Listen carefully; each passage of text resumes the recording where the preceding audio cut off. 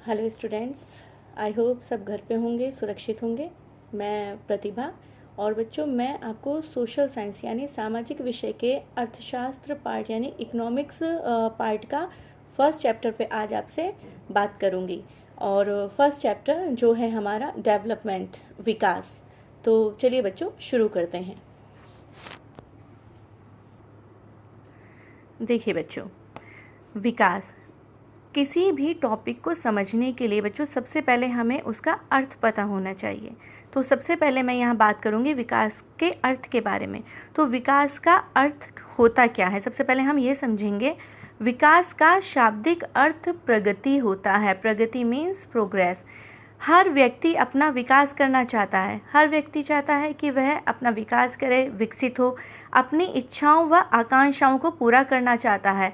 उसके मन में असीमित इच्छाएं होती हैं, आकांक्षाएं होती हैं। तो हर व्यक्ति चाहता है कि उसकी इच्छाएं और आकांक्षाएं पूरी हों। अब जैसे उदाहरण के लिए किसी के पास एक छोटी सी दुकान है, तो उसकी इच्छा क्या होगी कि वो दुकान बढ़ के और अच्छी हो जाए, फिर धीरे धीरे उसका एक अच्छा सा शोरूम हो।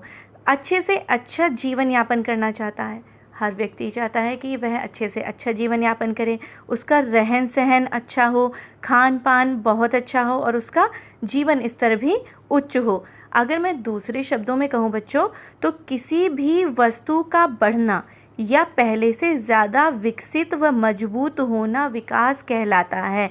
अब मैं यहाँ पर आपको एग्जाम्पल दूँ। यहाँ पर बढ़ने का क्या एग्जाम्पल देना चाहूँगी। आप पौधा, जब हम कोई पौधा लगाते हैं, बीज डालते हैं, धीरे धीरे क्या होता है, उस पर पत्तियाँ आने लगती हैं और वो पौधा बढ़ने लगता है, यानी कि उसमें प्रगति होने लगती है। और बढ़ते बढ़ते धीरे धीरे क्या होता है, उसकी टहनियाँ और मजबूत हो जाती हैं और मजबूत होकर वो पहले से ज़्यादा विकसित कहलाता है। अब इसके लिए बच्चों मैं थोड़ा सा आपको इतिहास में ले जाना चाहूँगी।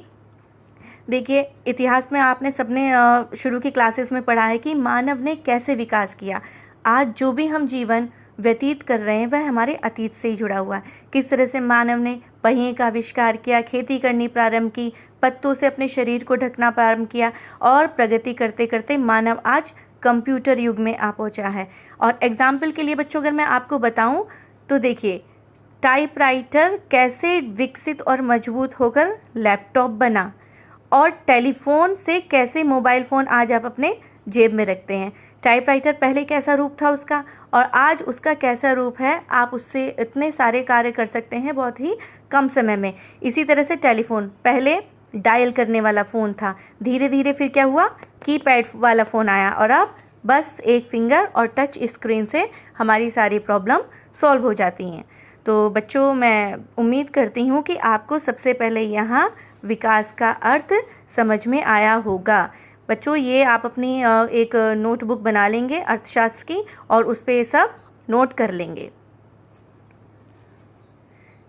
तो बच्चों, अब हमने यहाँ समझा विकास का अर्थ। अब हम अपने अगले टॉपिक पर आगे बढ़ते हैं और बात करते हैं कि विकास क्या क्या वादा करता है और क्या सभी व्यक्तियों के लिए विकास का अर्थ समान होता है या भिन्न होता है, या विभिन्न व्यक्ति और विभिन्न लक्ष्य। आज मैं कुछ टॉपिक्स के अंतर्गत आपको पढ़ाऊंगी कि हर व्यक्ति का जो लक्ष्य होता है विकास के प्रति वो कैसे अलग होता है।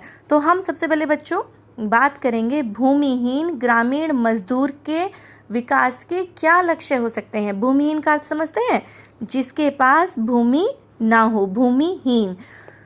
भूमिहीन ग्रामीण मजदूर क्या सोचता है बच्चों, कि उसको काम करने के अधिक दिन व बेहतर मजदूरी मिले, यानी कि काम करने के अधिक दिन मिले। ये नहीं है कि आज काम मिला कल वो खाली बैठा है, परसों काम मिला फिर वो अगले दिन खाली बैठा है, ना, उसको प्रतिदिन काम मिले, साथ में जो वह काम कर रहा है उसके लिए बेहतर मजदूरी मिले।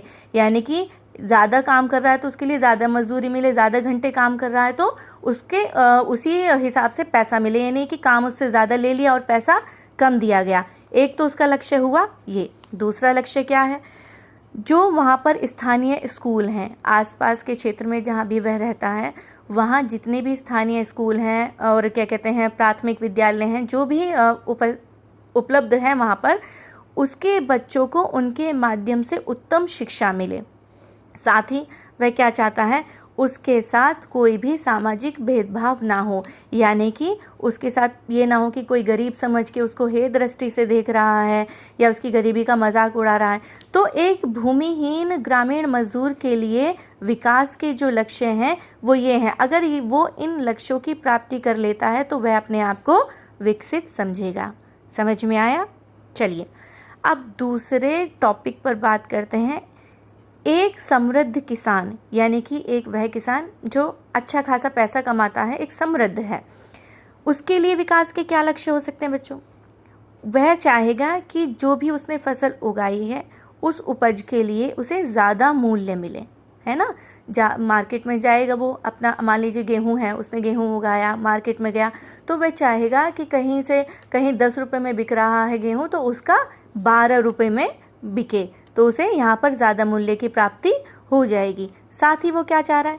मेहनती व सस्ते मजदूर मिले, ऐसे मजदूर मिले जो ज़्यादा मेहनत करें और मजदूरी भी सस्ती लें। अब देखिए विपरीत हुआ यहाँ वो चाह रहा है, पहले वाला भूमिहीन ग्रामीण मजदूर चाह रहा है कि उसको बेहतर मजदूरी मिले, यानी कि ज़्यादा पैसा मिले, और ये चाह रहा है कि हम मजदूरों को कम पैसा दें और उससे ज़्यादा मेहनत करवाएं। अलग हो गया, विकास का अर्थ यहाँ अलग हो गया। और क्या चाह रहा है? उच्च पारिवारिक उसकी आय हो। जब यहाँ इस मजदूर को वो पैसे कम देगा, मेहनत ज़्यादा कराएगा तो फसल अच्छी होगी, फसल अच्छी होगी, साथ में उसको पैसा भी कम देगा तो उसकी क्या होगी? पारिवारिक आय उच्च हो जाएगी। उच्च पारिवारिक आय की इच्छा रखता है। साथ ही वह क्या चाहता है? उसके बच्चों को विदेश जाकर शिक्षा मिले, यानी कि यहाँ तो वह चाह रहा है कि उसके बच्चों को उत्तम शिक्षा मिले, जो भी अवेलेबल है वहीं उसके बच्चों को शिक्षा मिल जाए। लेकिन इसका मतलब क्या है? इसका ये मतलब है कि मैं अपने बच्चों को विदेश में भेजकर शिक्षा दिलाऊं। तो यहाँ इसका और इसका दोनों का विकास का लक्ष्य बच्चों हो गया अलग। चलिए एक टॉपिक और लेते हैं। वह किसान जो खेती के लिए वर्षा पर निर्भर है, उसके लिए विकास का क्या अर्थ होगा, विकास का क्या महत्व होगा, या विकास के उसके क्या लक्ष्य होंगे? वो क्या चाहेगा? वो चाहेगा कि अच्छी वर्षा हो ताकि उसके खेतों की पर्याप्त सिंचाई हो सके, क्योंकि वो वर्षा पर निर्भर है।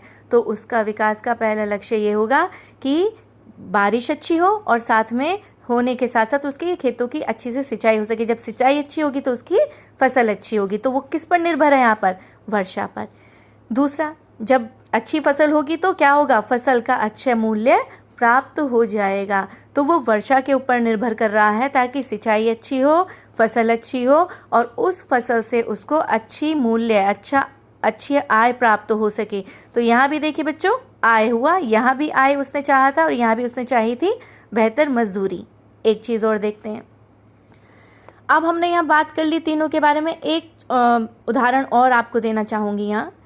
एक शहर का बेरोजगार युवक, वह क्या चाहेगा विकास के बारे में?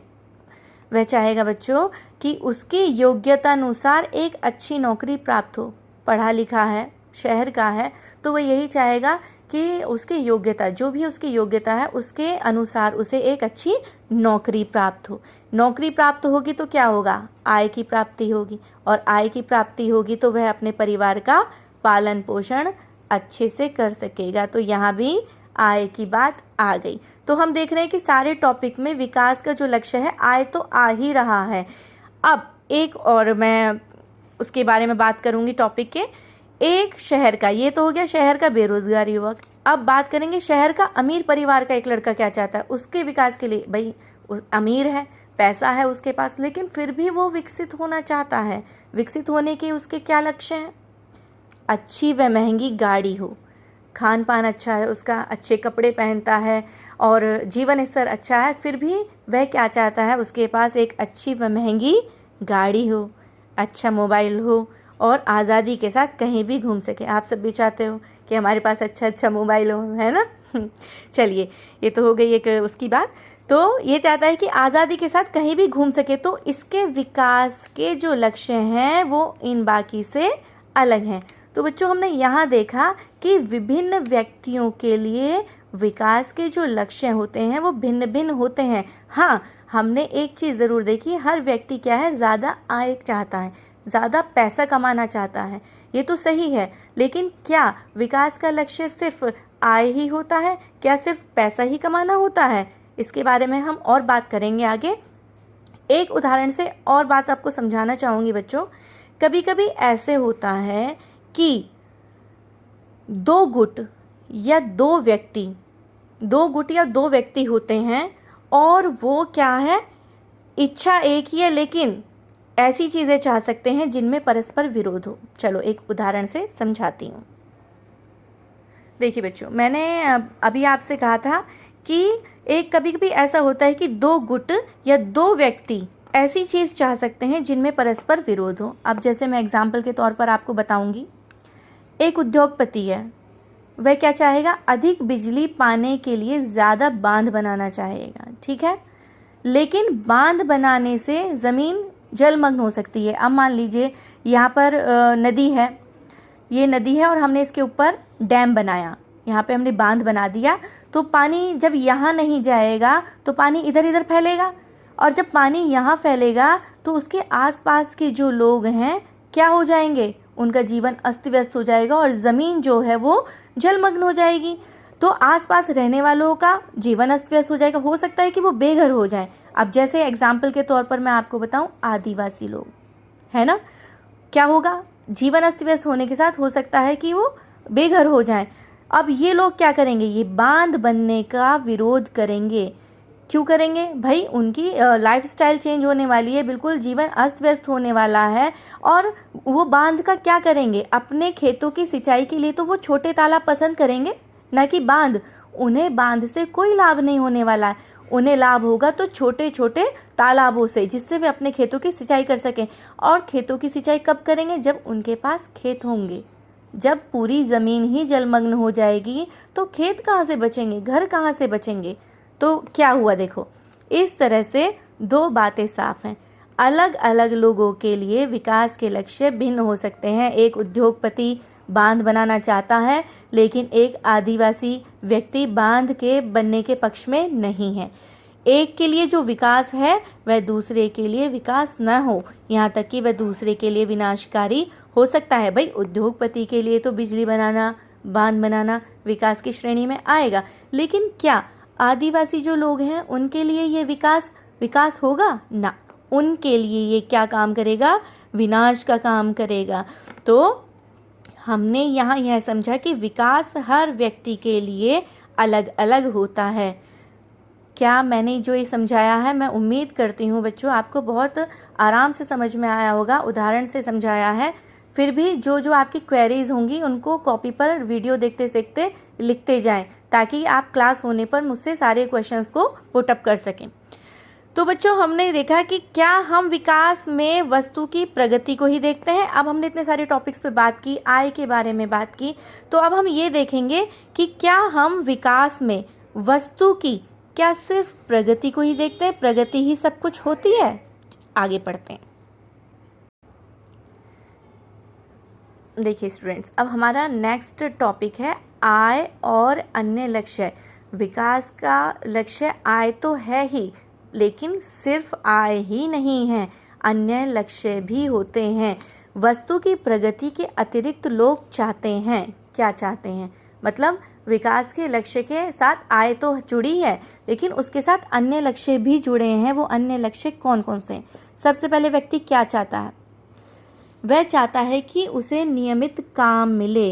नियमित काम मिले मतलब डेली काम मिले। उसे ये नहीं है कि एक दिन छोड़ के एक दिन काम मिले और वो एक दिन खाली रहे, नहीं, उसे प्रतिदिन काम मिले।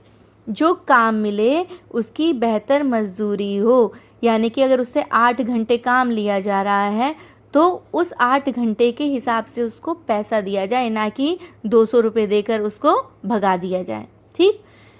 तीसरा क्या, किसानों व उत्पादकों को उपज व उत्पादों के लिए अच्छी कीमत मिले। भाई हर व्यक्ति चाहता है कि अगर वो कोई मेहनत कर रहा है तो उसे मेहनत का फल अच्छा मिले। तो किसान इतनी मेहनत कर रहा है तो वो ये थोड़ी चाहेगा कि उसकी जो फसल है वो सस्ते दाम पर चली जाए, नहीं, वह चाहेगा कि उसकी फसल अच्छे दाम पर जाए। उत्पादक यानी कि कोई भी किसी चीज़ का उत्पादन कर रहा है कोई, तो उसको उसके उत्पादों के लिए अच्छा कीमत मिले, पैसा उसको अच्छा मिले। देखो हर व्यक्ति अधिक आय की इच्छा रखता है। विकास का मुख्य लक्ष्य क्या हुआ? आय। ठीक है, माना मैंने कि विकास का जो मुख्य लक्ष्य है वो आय है। हर व्यक्ति चाहता है पैसा कमाना। पैसे से बहुत सारी ज़रूरतों को पूरा किया जा सकता है। इवन जो हमारी आधारभूत ज़िंदगी की शर्तें हैं, जैसे कपड़ा है, खाना है, रहने के लिए मकान है, तो ये क्या कौन पूरा करेगा? आय पूरा करेगा। परंतु इसके अलावा भी कुछ महत्वपूर्ण लक्ष्य होते हैं, जैसे पहला, बराबरी का व्यवहार। हर व्यक्ति काम करता है, कोई भी व्यक्ति हो, चाहे वो नौकरी कर रहा हो, चाहे वो किसान हो, चाहे वो गरीब हो, मजदूरी कर रहा हो, XYZ कोई भी हो, वो चाहता है बराबरी का व्यवहार हो। बराबरी का व्यवहार मीन्स अगर एक व्यक्ति को 8 घंटे के लिए हम 500 रुपये दे रहे हैं और दूसरे व्यक्ति को हम 8 घंटे के 300 रुपये दे रहे हैं, तो क्या ये बराबरी का व्यवहार है? आप कहेंगे नहीं मैम, ये बराबरी का व्यवहार नहीं है। बराबरी का व्यवहार तब होगा जब हम दोनों को ही 500 रुपये देंगे। भाई काम हमने इससे भी 8 घंटे लिया और इससे भी 8 घंटे लिया, तो हमने इसको 500 और इसको कम पैसा क्यों दिया? तो वो चाहता है कि जैसा दूसरे के साथ व्यवहार किया जा रहा है वैसा ही उसके साथ भी किया जाए। समझ में आया? दूसरा क्या चाहता है? काम में सुरक्षा व काम की सुरक्षा। अब आप कहोगे मैम ये दो क्या चीज़ है? काम में सुरक्षा, पहले इसके बारे में बताऊंगी। काम में सुरक्षा बच्चों मतलब उसके काम में सुरक्षा हो। ये नहीं है कि उसको आज काम पे बुलाया और कल कह दिया कि भाई अब हमें तुम्हारी ज़रूरत नहीं है और तुम जाओ, हमें अब दूसरा व्यक्ति मिल गया, तो उसकी काम में सुरक्षा नहीं हुई, है ना।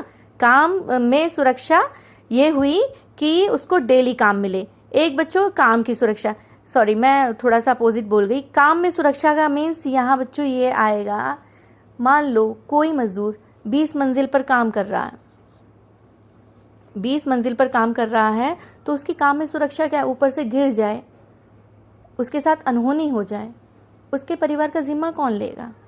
तो उसकी काम में सुरक्षा हो, यानी कि उसकी प्रोटेक्शन हो। ये नहीं है कि उसको भेज दिया कि जाओ 20 मंजिल पर काम करो और ना चढ़ने के लिए कुछ है और वो वहाँ से गिर जाए।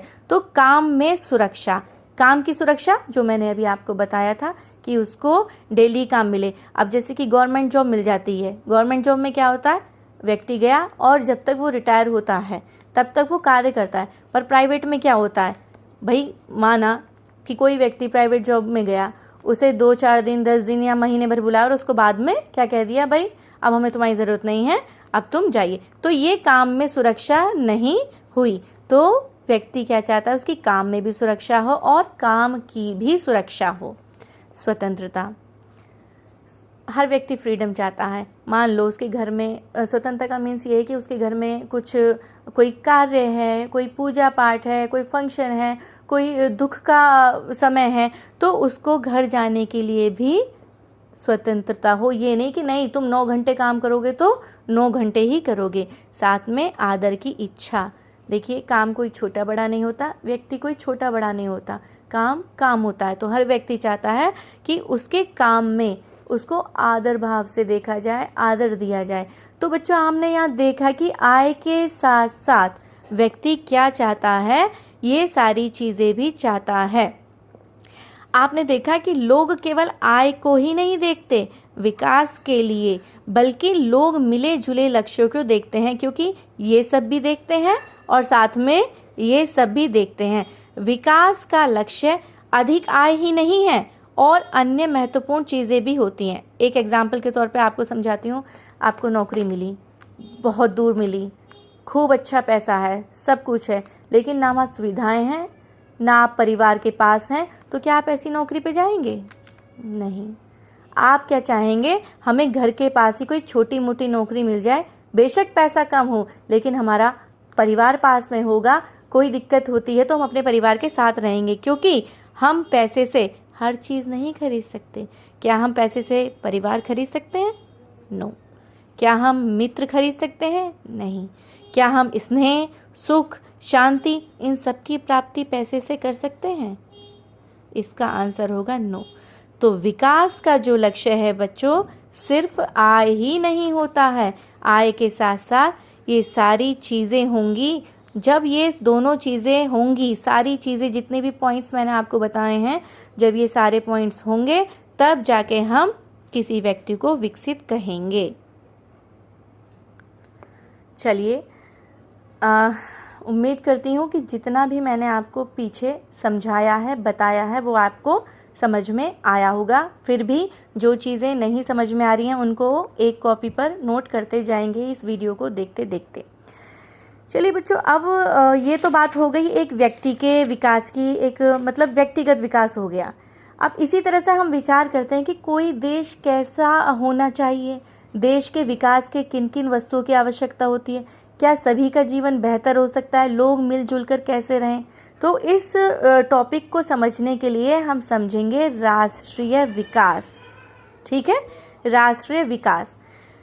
राष्ट्रीय विकास का फिर वही मैं कहूँगी, सबसे पहले अर्थ समझेंगे। राष्ट्रीय विकास का अर्थ है देश का विकास, अर्थात एक देश किस गति व किन किन आधारों पर विकास कर रहा है, उस देश की सरकार कौन कौन से कार्यक्रमों के तहत विकास प्राप्ति के लिए कार्य कर रही है। तो सामान्य भाषा में मैं कहूँगी राष्ट्र विकास का अर्थ होता है एक देश का विकास। अभी हमने समझा एक व्यक्ति के व्यक्तिगत जीवन में विकास के क्या लक्ष्य होते हैं। अब इसे थोड़ा सा बढ़ाते हैं आगे और ले चलते हैं देश की तरफ।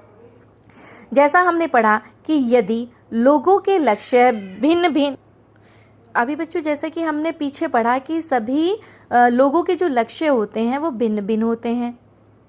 भूमिहीन का अलग था, समृद्ध का अलग था। तो जब एक व्यक्तिगत जीवन में लक्ष्य भिन्न भिन्न होते हैं तो राष्ट्रीय विकास के बारे में भी धारणाएं भिन्न होंगी। हर व्यक्ति देश के विकास को अलग नज़रिए से देखेगा। आइए हम इस पहलू पर चर्चा करते हैं। सबसे पहले, राष्ट्रीय विकास हेतु सभी के विचारों को महत्व दिया जा सकता है। यानी कि जब लोगों के भिन्न भिन्न वो होंगे, विचार होंगे, तो क्या हम सभी के विचारों को महत्व दे सकते हैं? जो परस्पर विरोधी विचार होते हैं, जो भी मैंने बांध का आपको एग्जाम्पल दिया कि उद्योगपति के लिए बांध का विकास, बांध बनाने के लिए एक अलग लक्ष्य है विकास का, और जो एक आदिवासी है उसके लिए अलग है। तो जब इस तरह की विरोधी विचारधारा हो जाती है दो लोगों की, तो उसमें निर्णय कैसे लिया जाए? सभी के लिए न्यायपूर्ण व सही राह कौन सी होगी? यानी कि अगर हम विकास करने चल रहे हैं तो ऐसे प्रॉब्लम में, विरोधी विचारधारा में कौन सी राह होगी जो न्यायपूर्ण हो और सही हो। और हमें यह भी सोचना होगा कि कार्य करने का कोई और बेहतर तरीका है कि क्या ऐसा हो सकता है कि बांध भी बन जाए और जो बेचारे आसपास के रहने वाले लोग हैं उनका जीवन भी अस्त व्यस्त ना हो। तो कोई बीच का रास्ता निकल सकता है। इस विचार से बहुत से लोगों को लाभ होगा या सिर्फ कुछ को ही होगा? जो भी कार्य हम विकास करने के लिए कर रहे हैं, तो क्या इस कार्य से बहुत सारे लोगों को लाभ होने वाला है या सिर्फ कुछ को ही लाभ होने वाला है? तो इन सभी प्रश्नों के विषय में सोचकर जब कोई कार्य किया जाता है तो वह राष्ट्रीय विकास या किसी देश का विकास कहलाता है। किसी भी देश, किसी भी राज्य, किसी भी जगह के विकास के लिए हमें ये देखना होता है कि क्या हम इन सभी प्रश्नों पर खरे उतर रहे हैं। अगर हम इन सभी प्रश्नों पर खरे उतर रहे हैं तो फिर उसको विकास कहा जाएगा। अब देखिए, अब हमारा नेक्स्ट टॉपिक जो आता है वो आता है कि विभिन्न देशों या राज्यों की तुलना कैसे की जाए। अब देखिए, प्रश्न यह आता है कि जब विकास का अर्थ व लक्ष्य अलग अलग होते हैं तो कुछ देशों को विकसित व कुछ को अविकसित कैसे कहा जा सकता है। अब हम पढ़ते हैं कि वह देश विकासशील देश है या अमेरिका एक विकसित देश है, तो हम कैसे डिसाइड करेंगे कि कोई विकसित है या कोई विकासशील है। अब देखो, मैं यहाँ पे आपको एक मोबाइल का एग्जांपल देना चाहती हूँ। मोबाइल है, आप भी यूज़ करते हैं, मैं भी यूज़ करती हूँ, आज के टाइम में बहुत ही इम्पोर्टेंट हो गया है। कुछ लोग क्या सोचते हैं, भाई मोबाइल बहुत काम की चीज़ है, सारी चीज़ों को, सारी प्रॉब्लम्स को बहुत जल्दी सॉल्व कर देता है। लेकिन कुछ क्या सोचते हैं, मोबाइल हमारे बच्चों को पढ़ने नहीं देता, हमारे बच्चे गेम्स खेलने लगते हैं, पबजी खेलने लग जाते हैं, जैसे आप लोग खेलते हैं, देखा है मैंने कई बार। बाहर नहीं टहलने जाते हैं, शारीरिक व्यायाम नहीं होता है। तो हर व्यक्ति का मोबाइल के बारे में नज़रिया जो है वो अलग है। जब हम दो वस्तुओं की तुलना करते हैं तो उनमें कुछ समानताएं व कुछ असमानताएं होती हैं। देखिए, अच्छी और बुरी दोनों ही किसी भी वस्तु में दोनों चीज़ होती हैं। कुछ प्लस पॉइंट्स होते हैं और कुछ माइनस पॉइंट्स होते हैं। अब मैं लैपटॉप का ही एग्जांपल लूँ। अगर आप लैपटॉप को अपनी स्टडी के लिए यूज़ कर रहे हैं या अपने किसी काम को करने के लिए यूज़ कर रहे हैं तो वो एक उसका प्लस पॉइंट हुआ। अगर आप उस लैपटॉप का इस्तेमाल किसी गलत चीज़ के लिए कर रहे हैं, सिर्फ फिल्म देखने के लिए कर रहे हैं या बाकी किसी ऐसी चीज़ के लिए कर रहे हैं जो आपको नहीं करनी चाहिए, तो वो उसका माइनस पॉइंट हुआ। तो बच्चों, यह हमारे ऊपर निर्भर करता है कि हमारा तुलना करने का लक्ष्य क्या है, हम किस आधार पर तुलना कर रहे हैं। समझ में आया? चलो, नहीं आया तो मैं आपको एक उदाहरण से समझाती हूँ। देखो, माना एक क्लास है, आप लोगों की क्लास है, मतलब ये सब 10th क्लास है, ठीक। एक कक्षा में बहुत सारे छात्र हैं, ऑब्वियसली उसमें कुछ बच्चे बहुत बुद्धिमान होंगे, कुछ बच्चे उतने बुद्धिमान नहीं होंगे। भाई, एक क्लास में हर तरह के बच्चे होते हैं, कुछ बुद्धिमान होंगे, कुछ उतने बुद्धिमान नहीं होंगे। कुछ बच्चों की ऊंचाई अधिक होगी तो कुछ की कम भी होगी। कुछ बच्चे स्वास्थ्य के दृष्टिकोण से अच्छे होंगे, मतलब हेल्दी होंगे, और कुछ बच्चों का स्वास्थ्य उतना अच्छा नहीं होगा। ठीक है, ये तो अब हमारा मैंने आपको एक क्लास का इंट्रोडक्शन दिया। तो अब हम कैसे इन सब की तुलना करेंगे, तुलना का क्या आधार रखेंगे, ये हमारी मानसिकता पर निर्भर करता है। अब हम इस क्लास में बच्चों का जो एक दूसरे से तुलना है वो कैसे करेंगे कि ये बच्चा ज़्यादा बुद्धिमान है या ये कम है। हमने कैसे कहा कि कुछ बुद्धिमान है, कुछ कम बुद्धिमान है। इसके लिए हम क्या करेंगे, एक एग्जाम्पल और सुनो। मानो मैंने कोई क्लास में क्विज़ कराई, ठीक, क्विज़ जानते हो ना, कुछ क्वेश्चंस दिए जाते हैं और उसके आंसर बच्चों को देने होते हैं। हमें कोई क्विज़ कराने के लिए बच्चों का चयन करना होगा, तो हम बच्चों का चयन कैसे करेंगे। भाई, इतने सारे बच्चे, अलग अलग तरीके के बच्चे यहाँ हैं हमारे पास, तो हम उन बच्चों का चयन कैसे करेंगे। हम क्विज़ के लिए जानकारी को आधार बनाकर चयन करेंगे। जानकारी, मैंने कुछ क्विज़ में क्वेश्चन दिए, तो अब मैं ये देखूंगी किन किन बच्चों को उस क्विज़ के बारे में जानकारी है, उसके बारे में जानते हैं। तो मैं जानकारी को आधार बनाकर क्या करूंगी, चयन करूंगी। अब यहाँ यह मायने नहीं रखता है कि छात्र का स्वास्थ्य कैसा है या उसकी ऊंचाई कितनी है। मैंने जानकारी को आधार बनाया और मैंने निकाल लिया कि इसमें से जितने भी बच्चों ने आंसर दिए हैं, ज़्यादा मार्क्स पाए हैं, वो बच्चे बुद्धिमान होंगे। इसी तरह से एक देश की दूसरे देश व एक राज्य की दूसरे राज्य से तुलना की जाती है और किसी एक चीज़ को आधार बनाते हैं। यानी कि जब मैंने अभी आपको क्लास का एग्जाम्पल दिया कि मैंने जानकारी को आधार बनाकर एक क्लास में से बच्चों को सेलेक्ट किया, इसी तरह से एक देश की तुलना जब हम दूसरे देश से करते हैं या एक राज्य की तुलना जब हम दूसरे राज्य से करते हैं तो हम कुछ आधार बनाते हैं और उन आधारों पर ही कहते हैं कि यह देश उस देश से ज़्यादा विकसित है, विकासशील है या फिर विकास में मतलब प्रगति में आगे बढ़ रहा है। बच्चों, मैं इतना ही आज आपको बताऊंगी क्योंकि टॉपिक चैप्टर हमारा बहुत लेंथी है। मैंने जितना भी पढ़ाया है इस वीडियो को बार बार देखेंगे, समझेंगे, जो चीज़ नहीं समझ में आएगी उसको नोट करेंगे। वो सारे क्वेश्चंस मुझसे जब आप हमारी ऑनलाइन क्लास चलेगी वो सारे क्वेश्चंस पूछेंगे और इसकी आप एक नोटबुक ज़रूर बना लें। और इस काम को जितना भी मैंने दिया है मैं कुछ PDF भी भेज दूंगी और वो काम आप सारा कॉपी में नोट करेंगे और मुझे ऑनलाइन ही दिखाकर चेक कराएंगे। नेक्स्ट क्लास में फिर इस टॉपिक को कंटिन्यू करूंगी। तब तक के लिए बाय बाय।